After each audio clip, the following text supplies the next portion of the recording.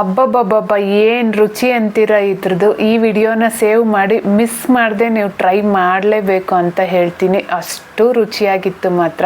As usual ಮಾಡೋದು ಸಹ ತುಂಬಾ ಸುಲಭ. ಮೊದಲಿಗೆ 1 ಕಪ್ಪಷ್ಟು ಪೇಪರ್ ಅವಲಕ್ಕಿನ ಒಂದು ಬೌಲ್ಗೆ ಹಾಕ್ಕೊತಾ ಇದ್ದೀನಿ. ಹಾಗೆ ಒಂದು ಚಿಕ್ಕ ಈರುಳ್ಳಿ, ತುರಿದಿರೋ ಅಂಥ ಸೌತೆಕಾಯಿ, ತುರಿದಿರೋ ಅಂಥ ಹಸಿಕಾಯಿ, ರುಚಿಗೆ ಬೇಕಾಗಿರೋಷ್ಟು ಉಪ್ಪು, ಅರ್ಧ ಸ್ಪೂನಷ್ಟು ಸಕ್ಕರೆ, ಹಾಗೆ ಸ್ವಲ್ಪ ಕೊತ್ತಂಬರಿ ಸೊಪ್ಪು. ಇದ್ರ ಟೇಸ್ಟ್ ಎಲ್ಲ ಒಗ್ಗರಣೆಯಿಂದನೇ ಬರೋದು. ಸ್ಟವ್ ಮೇಲೆ ಬಾಣಲಿನ ಇಟ್ಕೊಂಡು 2 ಸ್ಪೂನ್ ಎಣ್ಣೆ, ಸ್ವಲ್ಪ ಜಾಸ್ತಿನೇ ಕಡಲೆ ಬೀಜ ಹಾಕ್ಕೊಳ್ಳಿ. ನಂತರ ಸ್ವಲ್ಪ ಸಾಸಿವೆ, ಜೀರಿಗೆ ಹಾಕ್ಕೊಂಡು ಕಡಲೆ ಬೀಜ ಚೆನ್ನಾಗಿ ಫ್ರೈ ಆದಮೇಲೆ ಕರಿಬೇವಿನೆಲೆ ಸಣ್ಣದಾಗಿ ಕಟ್ ಮಾಡಿರೋ 2-3 ಹಸಿಮೆಣಸಿನ್ಕಾಯಿ ಹಾಕಿ, ಹಸಿಮೆಣಸಿನ್ಕಾಯಿ ಸ್ವಲ್ಪ ಚೆನ್ನಾಗಿ ಕ್ರಿಸ್ಪ್ ಆಗೋವರೆಗೂ ಫ್ರೈ ಮಾಡಿಕೊಂಡು ಕೊನೆಯಲ್ಲಿ 1/4 ಸ್ಪೂನ್ ಅಚ್ಕಾರದ ಪುಡಿ, ಚಿಟಿಕೆ ಅರಿಶಿನ ಸಹ ಹಾಕಿ ಒಗ್ಗರಣೆನ ಹಾಕ್ಕೋಬೇಕು.